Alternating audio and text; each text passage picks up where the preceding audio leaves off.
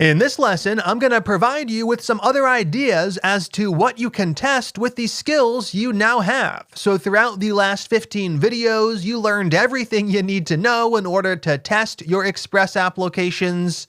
To kick things off in this lesson, we'll talk about some of the other tests you could create for this project with the skills you now have.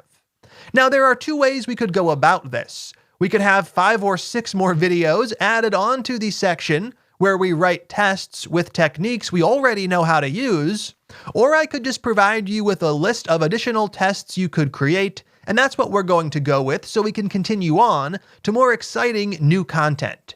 So over in the browser, you can find this list over at links.mead.io/extra tests. When you visit this, it's going to redirect you over to a GitHub gist with some ideas for other test cases you could create, and you have all of the skills necessary to create all of these. Should you choose to, you're more than welcome to continue on to the next section and start the content on real-time web applications. Otherwise, here are some ideas. For user tests, as an example, you could make sure that you can't sign up a user with an invalid name, email, or password. This could actually be 3 separate test cases. Another example, you should not be able to delete a user if you're unauthenticated. And down below, we have even more ideas for testing our tasks, as we created less of those together.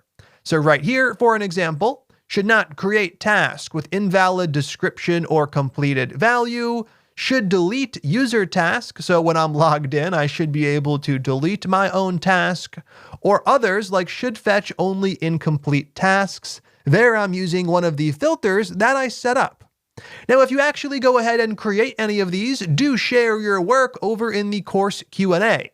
If you have any questions about the work you're doing when you're creating these, if you get stuck, once again, feel free to ask a question in the Q&A, and as always, we will work with you to get unstuck and back on track. All right, that's where we're going to stop for this video, and that's where we're going to stop for our section on testing. We now know how to test our Node.js applications.